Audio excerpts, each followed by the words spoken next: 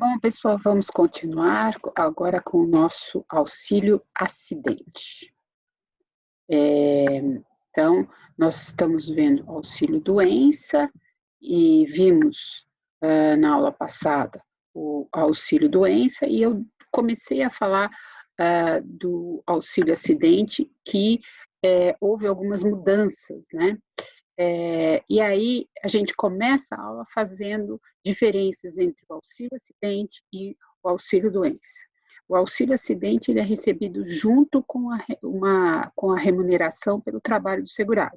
Não exige afastamento do segurado. Então, vejam bem, quando eu falo em auxílio acidente, hoje, depois da Lei 9.032, eu estou falando de auxílio acidente de qualquer natureza, que ele vai ser previdenciário, ou o auxílio acidente decorrente de acidente do trabalho, tá? E aí, se ele é decorrente de acidente do trabalho, antes de eu receber o auxílio acidente, pode ser que eu precise me afastar. Então, eu vou receber o antigo denominado, né?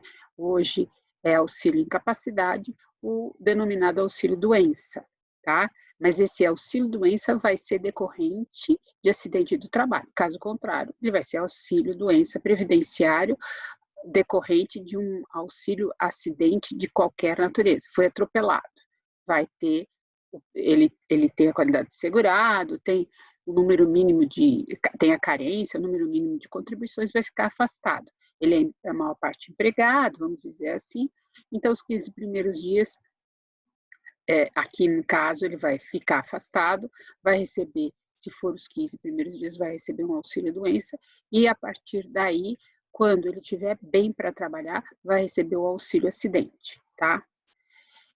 Então, o auxílio-acidente, ele tem caráter, natureza jurídica de indenização, enquanto que o auxílio-doença substitui o salário de contribuição ou a remuneração do segurado. Ele é recebido junto com a remuneração pelo trabalho do segurado, não exige afastamento do segurado, né? No auxílio acidente, enquanto que o auxílio doença exige a incapacidade para o trabalho habitual por mais de 15 dias consecutivos, quando eu falo em empregado, quando são os outros segurados a partir da incapacidade ou doença, tá? Ele começa a receber.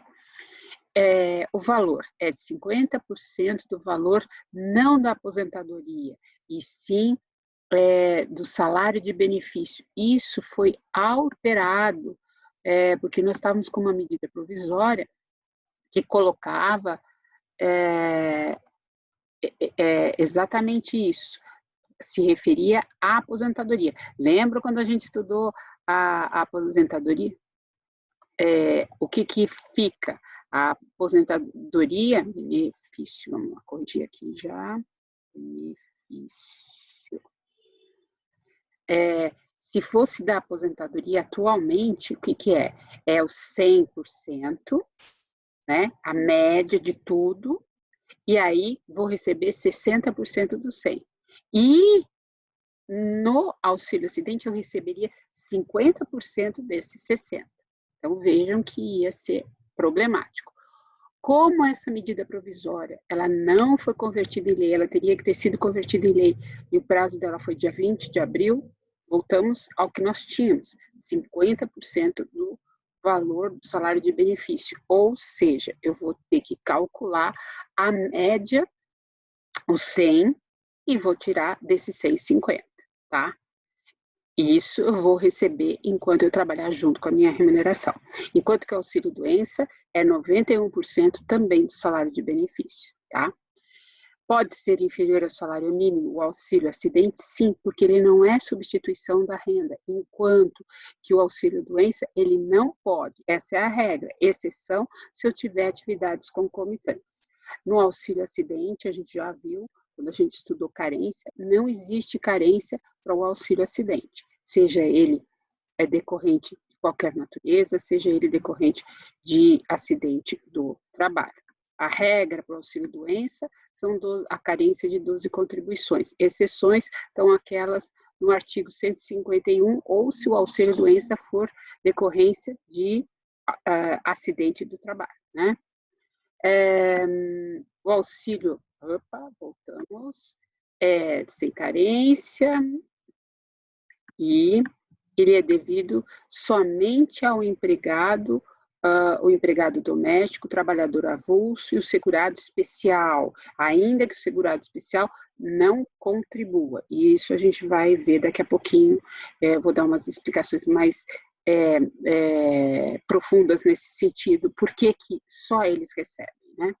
E enquanto que o auxílio-doença é devido para todos, certo? O auxílio-acidente, então a gente vai ter o auxílio-acidente previdenciário, B36, e o auxílio-acidente por acidente do trabalho, que é o B96.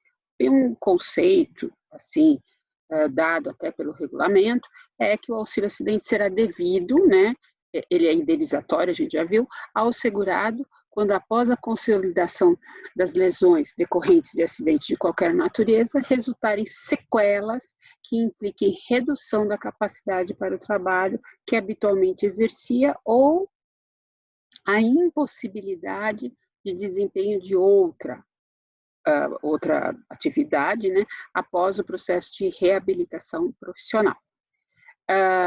Então, quem que são os beneficiários? A gente já viu nesse resumo que é o empregado doméstico que foi colocado pela Lei Complementar 150 de 2015, e na Lei Complementar o empregador tem que contribuir com 0,8 de SAT ou GIURAT. O que é isso? O SAT e o GIURAT, e por isso que só são esses, são contribuições para o seguro acidente do trabalho, SAT, e que agora, para alguns ainda permanece essa nomenclatura, mas o SAT é seguro de acidente do trabalho, e hoje nós temos o GIURAT, que são a mesma coisa, que é o grau de incidência de incapacidade laborativa decorrente de riscos ambientais do trabalho.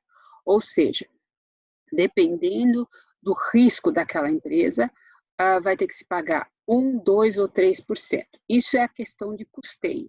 E por causa disso, só esses segurados é que recebem o auxílio acidente, com exceção do segurado especial, que, embora não contribua, é previsto, não era previsto, era só no regulamento ou em algumas leis, e o STJ acabou consagrando que é devido ao segurado especial o auxílio acidente, certo?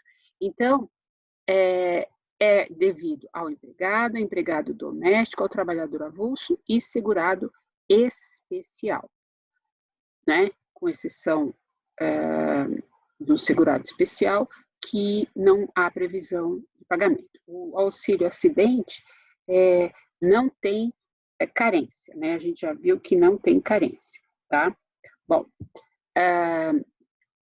continuando, o valor, como a gente já falou, 50% do valor do salário de benefício. É o único benefício previdenciário exclusivamente indenizatório, como benefício previdenciário, tá? A perda da audição, em qualquer grau, somente proporcionará a concessão do auxílio acidente quando, além do reconhecimento de causalidade entre o trabalho e a doença, resultar comprovadamente na redução ou perda da capacidade para o trabalho que habitualmente exercia. Então, vejam bem, para receber esse auxílio acidente decorrente da surdez, da perda de audição, tem que haver um nexo de causalidade, que essa perda de audição ocorreu no trabalho. Então, aqui é um acidente não de qualquer natureza, mas decorrente de acidente do trabalho. Então, trabalha numa empresa que tem muito barulho, lida com o dia inteiro, não usou IPIs, embora isso seja exigido da empresa, e a empresa acaba pagando o SAT, o GIURAT, mas ela tem que também incentivar o uso de equipamentos de proteção. Então, é por isso que essa surdez só vai ser caracterizada se for decorrente de trabalho.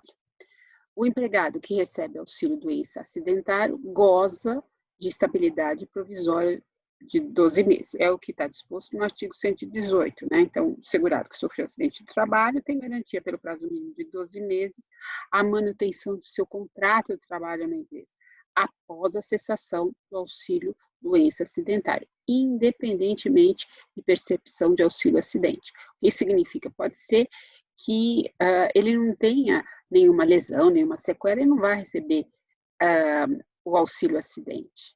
E recebeu o auxílio doença acidentária. Mesmo assim, vai ter essa estabilidade garantida.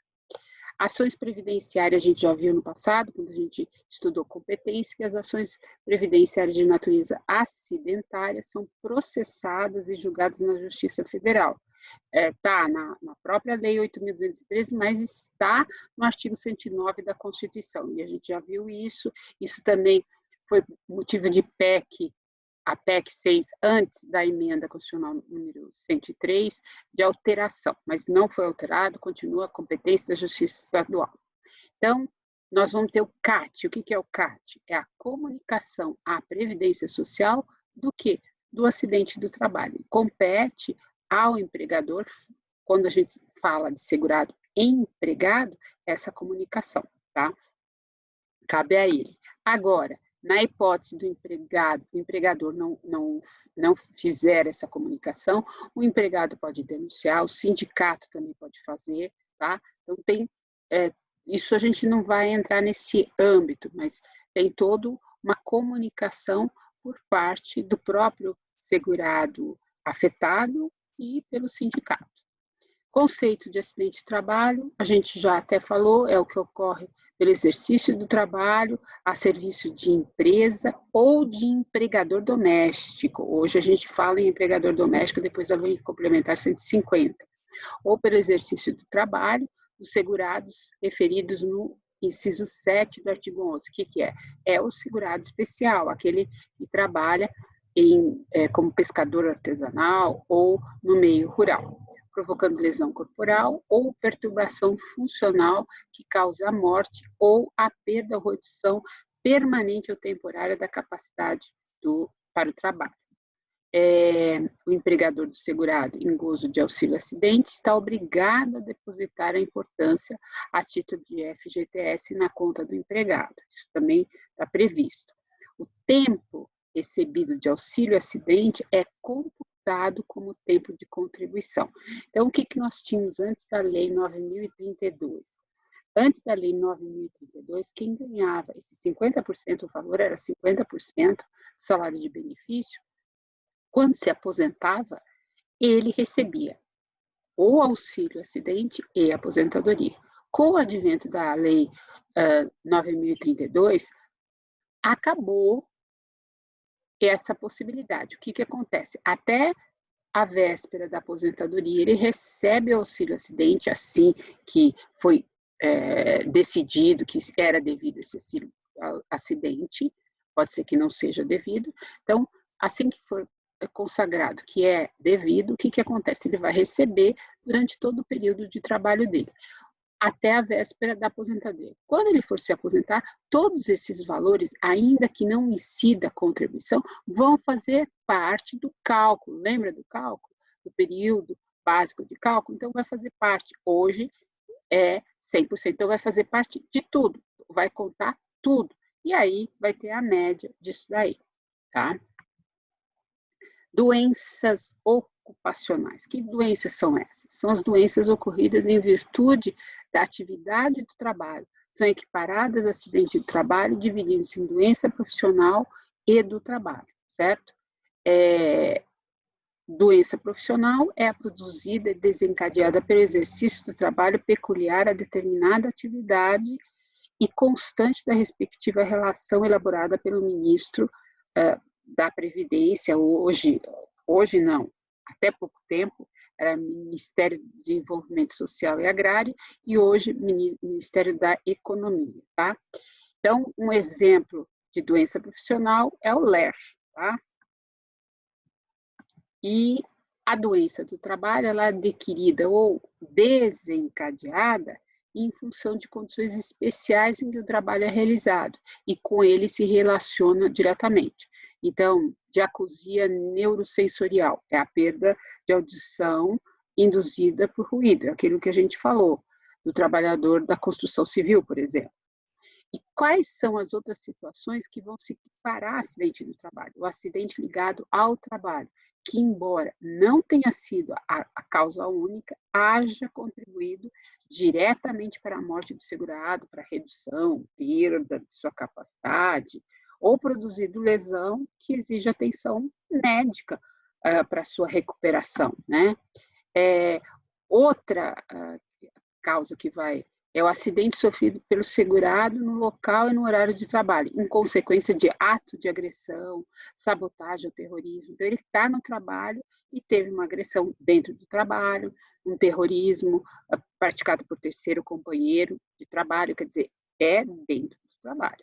Ofensa física intencional, inclusive de terceiro, por motivo de disputa relacionada ao trabalho, ato de imprudência, negligência ou de imperícia de terceiro ou de companheiro do trabalho, tudo isso vai ser equiparado a acidente de trabalho, como ato de pessoa privada do uso da razão. Um louco que entrou lá na fábrica e acaba atingindo um empregado. O desabamento, a inundação, o incêndio e outros casos fortuitos ou decorrentes de força maior dentro do local de trabalho. O que não vai ser considerado como doença do trabalho? É a doença degenerativa, a inerente ao grupo etário, a que não produza capacidade laborativa, né?